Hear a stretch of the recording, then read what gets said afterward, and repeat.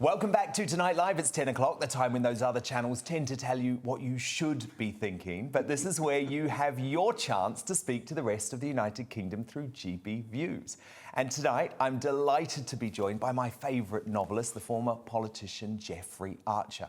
I mean, what a life this man has had, from life peer to deputy chairman of the Conservative Party. Such a wide-ranging political career. Then, by his own admission, he had quite a fall from grace, but has since become back to what we know and love him as, a blockbuster novelist. One of the world's best-selling authors, of course, with international sales passing 275 million copies. And today, we're celebrating because it's just been confirmed that his best-selling book, Paths of Glory, will be turned into a new film starring the superstar actor Ewan McGregor. Jeffrey Archer, it is an absolute pleasure to have you. Thank you very much, Dan. GBNews. So that's exciting news. Wait a moment. You've been around enough to know that when they make an announcement like that from Hollywood, don't get too excited. Yes, they have announced that Ewan McGregor will be playing Mallory. Yes. In Paths of Glory, and we pray that it will happen. But my very wise son, who's a theatre producer, said, "Dad, don't start celebrating until you're eating the popcorn." And I agree with him. So because a lot can go wrong. Oh, in films, I've had more options. I will look forward to seeing the first day of filming. That, they tell me, is very important. And I will look forward to being invited to see the film. But I'm not... I mean, yes, I've seen the announcement. I've seen all the press in Hollywood and California today. It's very exciting. People have been ringing from all over the world. And I've said, I'm too old to really believe it until I see it. Well, exactly. I mean, I can't believe it, Jeffrey. What, 81 now? 81 and 1/3. My goodness. And you're not slowing down, though. You're still writing. Yes.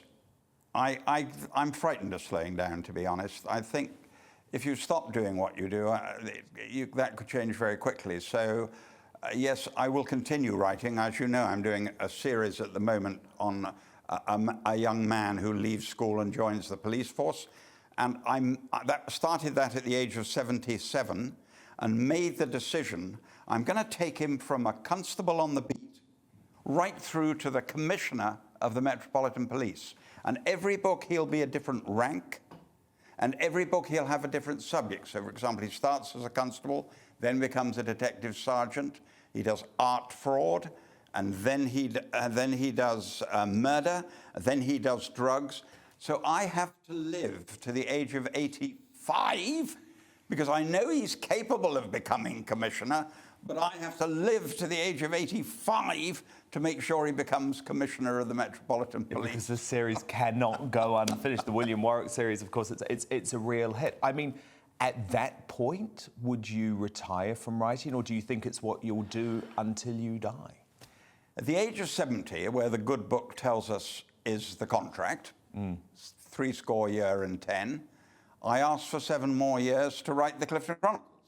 When I got to the end of the Clifton Chronicles, would it be possible to have one more go? So you can't, at my age, know what's going to happen tomorrow, frankly. So I work every day, as does my wife. My wife, Mary, is chairman of the Science Museum, and they've just asked her to build a children's hospital in Cambridge. So we oldies aren't completely finished yet, Dan. No, you're not. You're absolutely not. But actually, I'm very interested to know your view on this. Kate in Stratford-upon-Avon has sent us this question. So with all the controversy around Enid Blyton, what is your opinion on that? So what is the Enid Blyton, yes. She has been accused by English Heritage Today of being racist and sexist and xenophobic. They have officially added this information to her blue plaque. And it has raised the question about the cancellation of authors for the views that they held at the time that they were writing. Yes. Obviously, the Globe Theatre, for example, even looking at how they decolonise Shakespeare. So what's your view? Do you think this is a slippery slope that we're going down? Well, I do think it's very difficult to make a judgment on Shakespeare 400 years ago, and whether he was or wasn't a racist, a very difficult judgment. And I saw that the Globe Theatre were holding seminars on the subject. So I have to take it seriously at that level. But I've recently been reading people like John Updike and Graham Greene and John Cheever, and I'm bound to say they'd be in real trouble today, but they were of their day.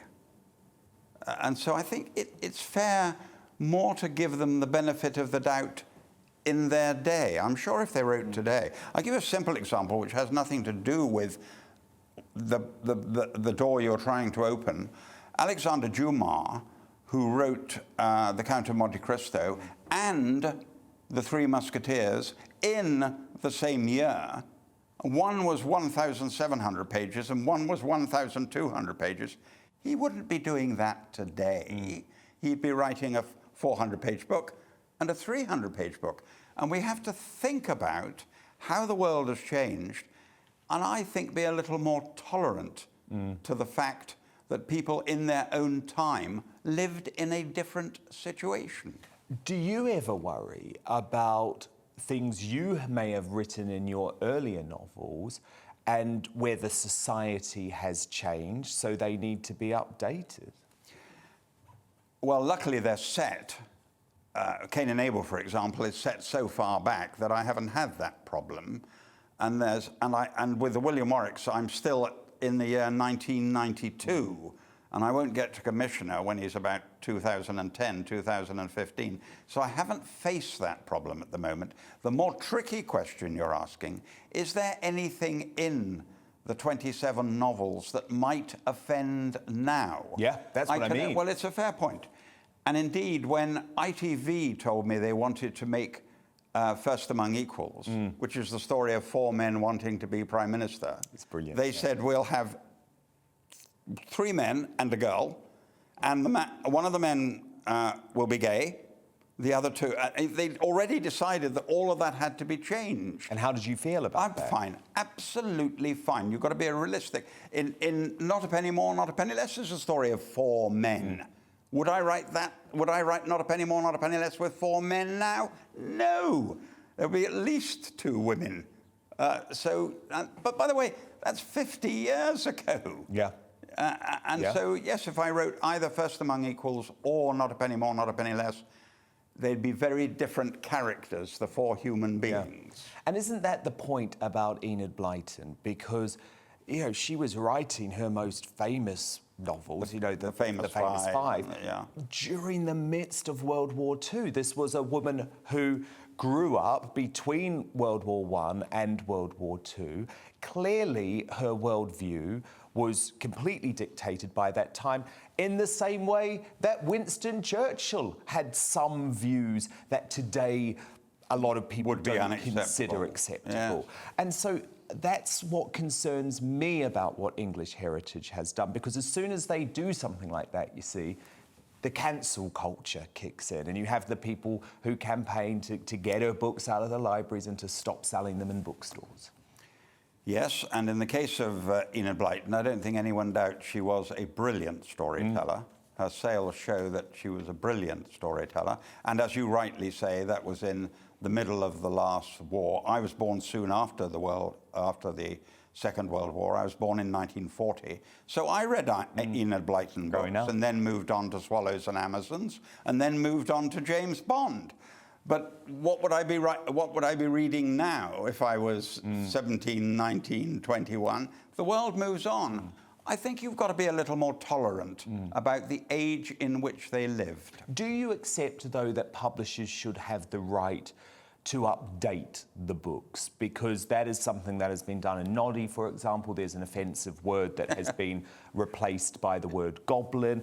I mean, if I imagine, Geoffrey, you think about your legacy and what happens in 30, 40 years' time with your books, would you be okay with the publishers updating them to sort of appease this woke culture, or do you think that your words should be left as they were written? I would hope, as I'm a simple storyteller, they wouldn't need the updating.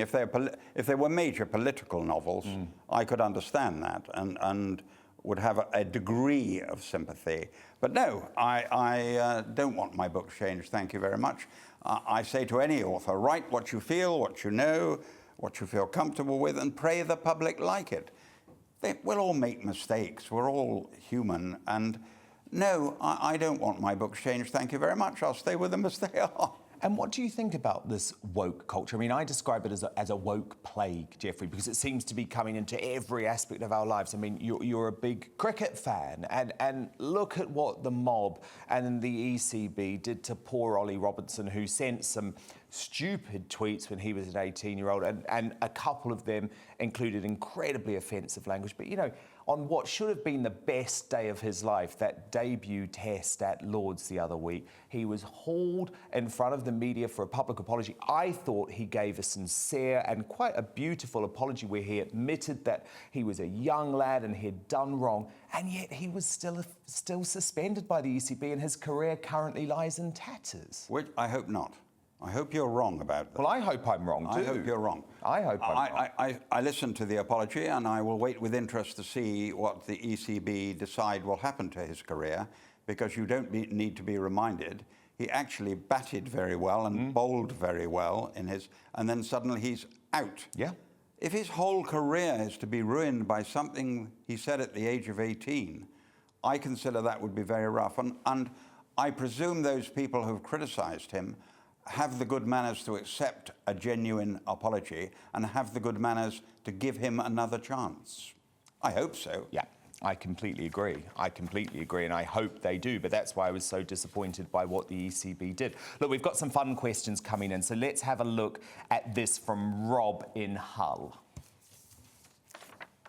Oh, sorry, Daniel in Halifax, I think. Hi, Geoffrey. I'm just wondering, what's your favourite book, what you've wrote? Mine is The Prodigal Daughter. I'm Daniel from Halifax. Cheers, bye. Could you repeat the question? Yes, so what is the favourite book that you have written? He said his was The Prodigal Daughter. His is The Prodigal Daughter. Isn't it interesting that I wrote The Prodigal Daughter 40 years ago, the story of the first woman president of the United States, and they still haven't had one. I know. We've had 2 women prime ministers, and they still haven't had a woman president. I'm touched that it's The Prodigal Daughter. I'm sentimental about Not a Penny More, Not a Penny Less, because it was the first thing I ever did, and in hardback it only sold 3,000 copies, and I was struggling. The public have decided Cain and Abel, which has sold 37 million and be read by 100 million people, so we can't argue with the public. But funnily enough, the book that may or may not be a film, the story of Mallory, did he reach the top of Everest or didn't he? We know in 1924, we know for a fact, because the body was found, that he was 700 foot from the top. What people can't decide was whether he was on his way up or on his way down. So I love that book, but I'm going to interrupt you here and say, don't bother about my books. I'm going to recommend an author for you to read. Oh, go on. Have you read Stefan Zweig? No. I think Stefan Zweig is the best writer storyteller I've ever come across, and I think Beware of Pity is a work of genius. Jewish in Austria, escaped from Hitler, went to America, became the most successful author on earth. His career collapsed, he committed suicide, and he's coming back. And I can say that I only discovered him at the age of 60. I've now read everything he's written, and it's been a real pleasure. And I say to anyone watching this, if you want a very special weekend, read Beware of Pity by Stefan Zweig. Brilliant tip. All right, next question is from Connor. Hi, my name's Connor Hawkins, this is for Geoffrey Archer, and my question for you would be, what is your favourite sport when you were a younger child? Your favourite sport when you were a child? Well, you're so young. You're so young, there's no reason you'd have any reason to know or any reason to believe it. But when I was young, I ran for my country. So, of course, athletics was my first beloved sport.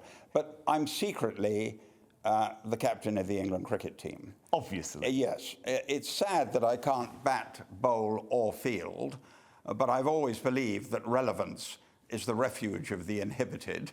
So I charge on hoping I'll be back. Now, they've picked another archer to play for England. Yeah. I assumed when I read the papers I'd made it at last. Not related. No, not related. And what a wonderful bowler. And I hope he recovers from... I know you don't have the love of cricket I do. No, but my dad does. He was telling me about this New Zealand-England game, but I hadn't we seen were a humiliated. moment of it. We can make the excuse that 3 of our best cricketers were not playing, which is only an excuse, because in the final match, the New Zealand captain wasn't playing and you killed us. You didn't quite kill us, you slaughtered us. Well, I win both ways because I'm a dual citizen, so I didn't care who won. I'm a dual citizen of Britain and New Zealand. Look, some other great questions coming in. This is one that a lot of people want to know. Kevin on Twitter, when can we expect the sequel to Cain and Abel? Never. Long talked about. Never. It's not going to happen. It changed my whole life overnight, Cain and Abel, and it was a really strange situation. I finished it and handed it in to the publisher, and not to the publisher, sorry, to my agent, and Deborah Owen, and she auctioned it. And I said, well, what happens if nobody bids? She said, it doesn't get published. And the bidding went on all day, and finally it finished, and literally changed my life overnight. It was weird, it was totally weird. So no, I'm not going to attempt to do that again. And by the way, in those days, I could write 250,000 words in a year and do it, correct it and do it several times. I'm now find 120,000 is about my limit and the best I can do it. I've been a bit lucky because people now don't want very long books. They actually are happier at 120,000. Though one shouldn't forget that Agatha Christie did a book a year, and hers were about 70,000. Yeah. And she was doing sometimes 2 books a year.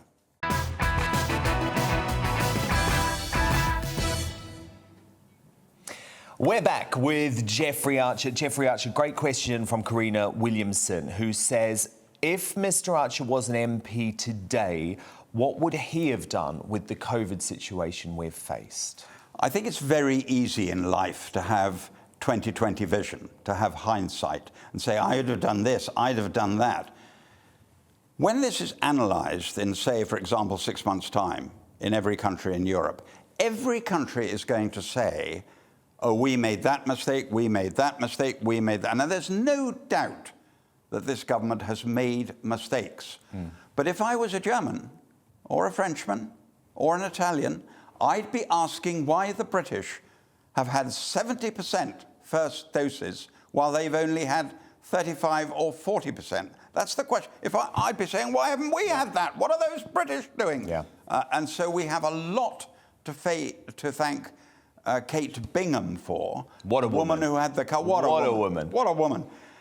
Who had the courage to go out and buy all the vaccines. And she's also had the courage to say that if any of them had gone wrong, or if she'd got the wrong vaccine, they would have all blamed her and said, whereas in fact, and to begin with, they gave her trouble because her husband is a minister and a very brilliant minister. Ridiculous. And she was at Oxford with Boris Johnson. Yeah. Hello, all that stopped. Now we realise she's had a triumph. That's the irony of politics.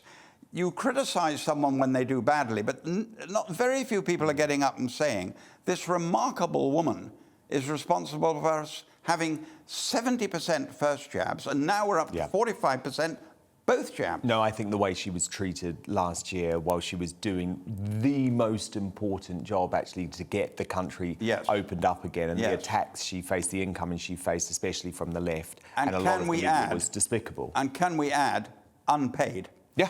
Absolutely. Do you have any formal role in the Tory party again today? Not a formal role, no. I'm far too old for that. But I'm very proud of the fact that when I stood for Mayor of London, I had 7 young people who applied to be on my team. And when I got down to it, they were all keen to be members of Parliament, and they wanted to come and join the team. And when I look at those names now, and I see Sajid Javid, Nadeem Zahawi, Priti Patel, Toby Elwood, Kwasi Kwarteng, 5 of my 7 got into the cabinet. So I'm very excited about the next generation of my party. They did all right. Because it's a diverse. Yeah. I chose the most able people. Yeah. And they were the most able. And that was the exciting thing. And to see them now coming through, not only getting into the House as they all wanted to, but becoming cabinet ministers has been very exciting indeed. And I'm frankly very proud of them. And when Nadeem Zahawi became vaccine minister, it's impossible to speak to him now. I can't get through to him now. I guess he's got a very big job as well. Chris on Twitter writes, what's your biggest regret? And I wonder if it's the fact that you never were able to actually reach election for that London mayoralty. Yes, I'd love to have been on, but that isn't my biggest regret. At a silly level, not having any daughters. I would have loved to have had daughters. And never being quite good enough as an athlete. I mean, I had the honour of running for my country, but I was never quite good enough. And I would like to have been good enough. Now, if you take the obvious regrets that you might well be expecting me to say, I've never met anybody who didn't make mistakes in life and didn't make a fool of themselves.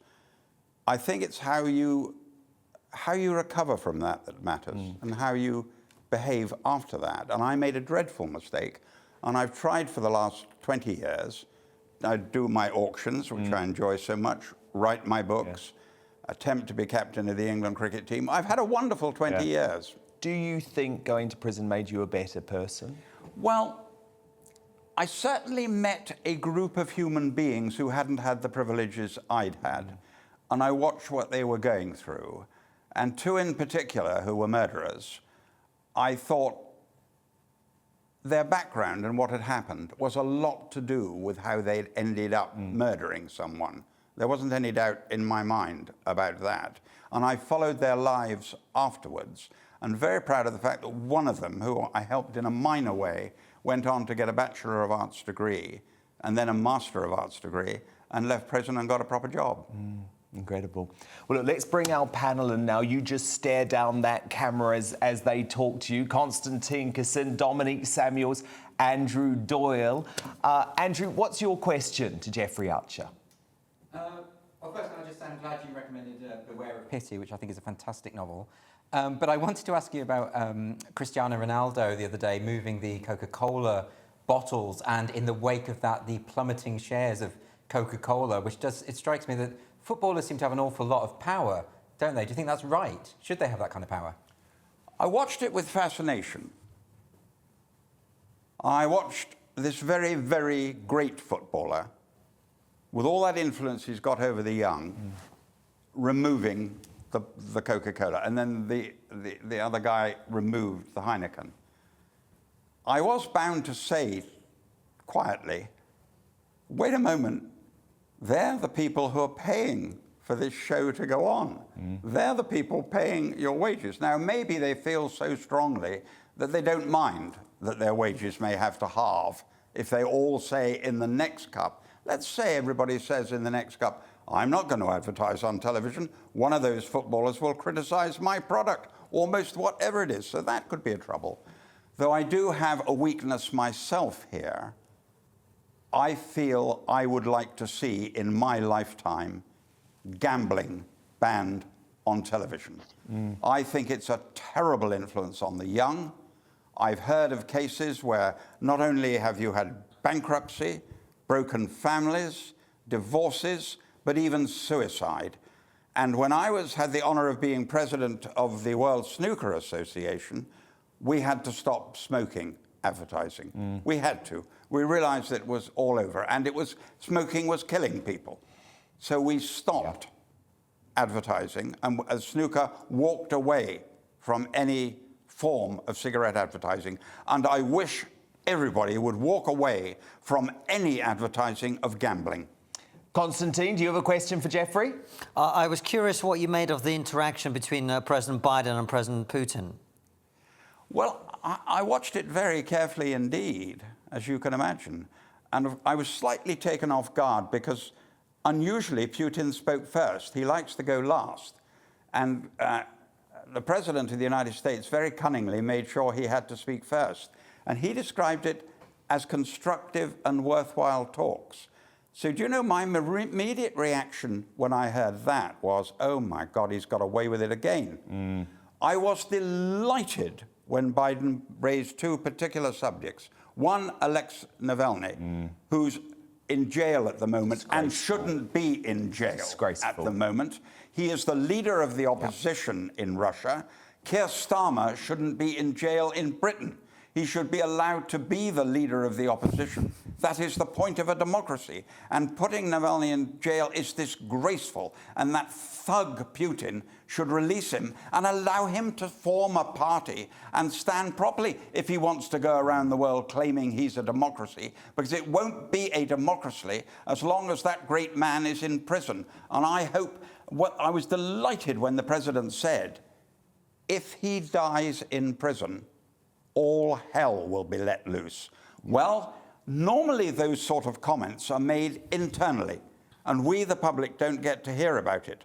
But the president made the decision to stand up and say, in front of us all, if Navalny dies in prison, all hell is going to break loose. And the second one was he reminded Putin, you can't get away with cybercrime. You can't get away with stopping one of our pipelines in the United States and saying, it's not me. Yes, indeed, it might have been someone in Russia, but it's not me.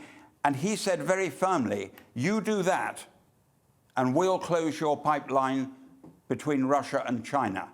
And that would affect the Russian people and the Russian income far more than anything they would do. So I was delighted that the president stood up and was so firm. Some progress. Dominique Samuels, do you have a question for Geoffrey? Yeah, I was just wondering, what does he think of the government's future political and economic trajectory in terms of Boris Johnson's proposed green policies? So Dominique wants to know what you think about Boris Johnson's proposed green policies. Well, it's the in thing, isn't it? Where every country on earth is discussing it. And I live with a scientist, and I've lived with a scientist for 55 years. So when Mary did her PhD in solar energy 50 years ago, I've been living with it ever since. And to be fair, I think the politicians have finally woken up. Mary always said it would never happen in her lifetime. I'm beginning to believe it might. I'm beginning to believe that they think global warming and the other problems are actually the biggest problems we are facing and have to be dealt with. And I think the Prime Minister's first statement on this has been very firm and very good. Now he has to carry it through. Yeah, indeed. Thank you to our panel. Couple of final pieces of feedback here from our viewers, Geoffrey. Vicky, a GB News viewer, says, would you mind thanking Lord Archer for the beautiful card he sent my late mother?